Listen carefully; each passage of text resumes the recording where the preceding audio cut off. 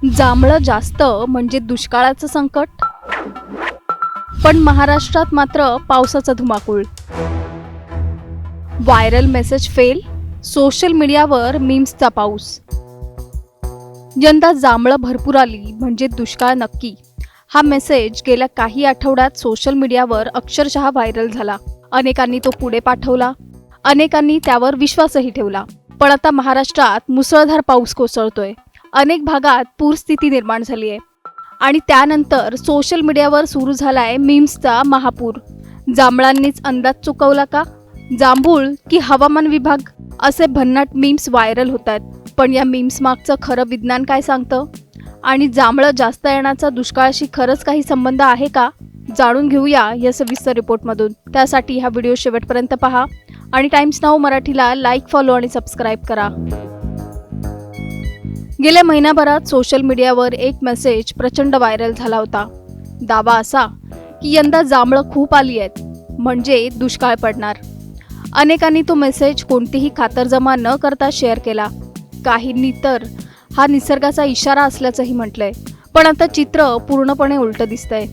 मुंबई, ठाणे, कोकण, पुणे, सातारा, कोल्हापूर, नाशिक राज्यातील अनेक भागांमध्ये मुसळधार ते अतिमुसळधार पाऊस सुरू आहे. काही ठिकाणी पूरस्थिती आहे तर काही ठिकाणी दरडी कोसळल्या आहेत. आणि याच पार्श्वभूमीवर सोशल मीडियावर नव्या चर्चेला उधाण आलंय. आता यावरून व्हायरल होत आहेत जांभळांवरचे मीम्स. कोणी म्हणतंय जांभळांनी हवामानाचा अंदाज चुकवला, तर दुसऱ्या एका मीममध्ये लिहिलंय जांभळं म्हणाली दुष्काळ, पण पावसाने सगळी गणितं बदलली. काहींनी तर थेट जांभळाला ट्रोल करत इतकी जांभळं आली आणि पाऊस थांबायचं नावच घेत नाहीये अशा पोस्ट टाकल्यात. मुंबईतील NM जोशी मार्ग परिसरात पावसामुळे चक्क जांभळाचं झाड कोसळल्यानंतर या मीम्सना आणखी वेग आलाय. जांभळाचं झाडही म्हणालं माझा काही संबंध नाही, अशा भन्नाट पोस्ट सोशल मीडियावर फिरू लागल्यात. पण या मीम्सच्या गदारोळात एक महत्त्वाचा प्रश्नही समोर येतो. खरंच जांभळं जास्त आली म्हणजे दुष्काळ पडतो का? तज्ज्ञांचं उत्तर स्पष्ट आहे, नाही. वनस्पतीशास्त्रज्ञ सांगतात की जांभळाची भरपूर फळधारणा ही पूर्णपणे नैसर्गिक प्रक्रिया आहे. मागील वर्षी चांगला पाऊस झाला असेल, झाडाला पुरेसा ओलावा मिळाला असेल, उन्हाळा कोरडा आणि उष्ण असेल, फुलोऱ्याच्या काळात अवकाळी पाऊस आला नसेल, तर जांभळं अधिक येऊ शकतात. याचा अर्थ भविष्यात दुष्काळ पडणार आहे असं अजिबात नाही. काही वर्षांनी झाडांवर जास्त फळ येणं ही देखील निसर्गातील नियमित प्रक्रिया आहे. यालाच वैज्ञानिक भाषेत मास्टिंग असं म्हटलं जातं. पण त्याचा दुष्काळाशी थेट संबंध असल्याचा कोणताही ठोस वैज्ञानिक पुरावा उपलब्ध नाहीये. म्हणजेच सोशल मीडियावर फिरणाऱ्या व्हायरल मेसेजमध्ये काही वैज्ञानिक शब्द वापरले गेले असले तरी त्यातून काढलेले निष्कर्ष मात्र अचूक नाहीत. खरं तर यंदा जांभळं जास्त दिसण्यामागे आणखी एक कारण आहे. गेल्या काही वर्षात अनेक ठिकाणी मोठ्या प्रमाणावर जांभळाची लागवड झाली.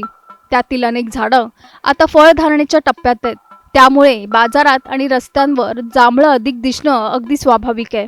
आणि आता महाराष्ट्रात पावसाचा जोर वाढल्यानंतर सोशल मीडियाने हा विषय गंभीरतेतून थेट विनोदात बदललाय.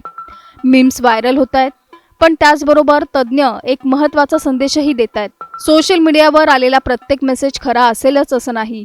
निसर्गाविषयीच्या दाव्यांवर विश्वास ठेवण्यापूर्वी त्यामागे वैज्ञानिक आधार आहे का हे तपासणं तितकंच गरजेचं आहे. जांभळं जास्त आली म्हणजे दुष्काळ पडतो हा समज अखेर मीम्समुळेच खोटा ठरला का, की अशा व्हायरल मेसेजवर विश्वास ठेवण्यापूर्वी विज्ञानाची बाजू ऐकणं अधिक महत्त्वाचं आहे?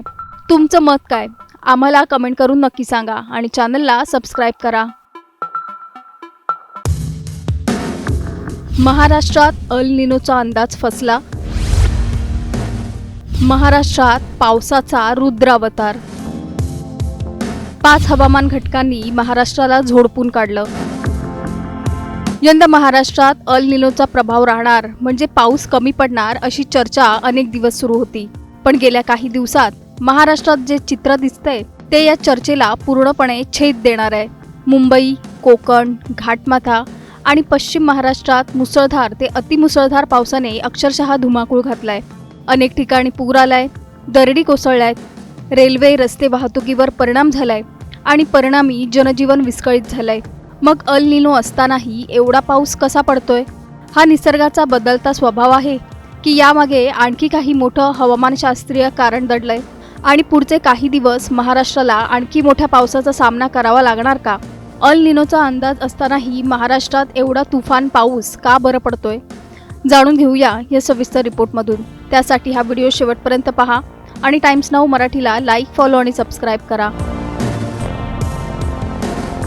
गेल्या 3-4 दिवसांपासून महाराष्ट्रातील अनेक भाग अक्षरशः पावसाच्या विळख्यात सापडलेत. मुंबई, ठाणे, पालघर, रायगड, रत्नागिरी, सिंधुदुर्ग, पुणे, सातारा, कोल्हापूर आणि घाटमाथ्यावर मुसळधार ते अतिमुसळधार पाऊस सुरू आहे.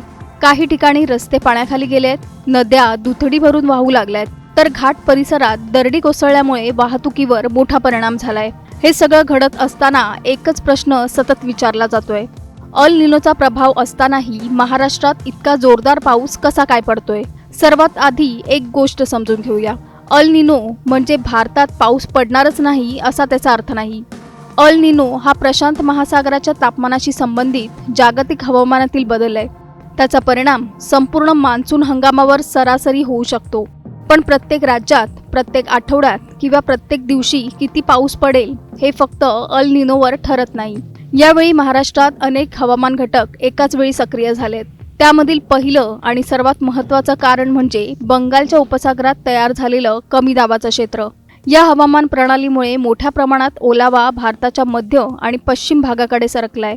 त्यामुळे महाराष्ट्रात पावसासाठी अत्यंत पोषक वातावरण तयार झालं. याच वेळी मान्सूनचा द्रोणीय पट्टाही सक्रिय झालाय. हा पट्टा सक्रिय झाला की कमी दाबाच्या प्रणालींना आणखी बळ मिळतं. त्यामुळे ढगांची निर्मिती जलद होते आणि पावसाचा जोर वाढतो.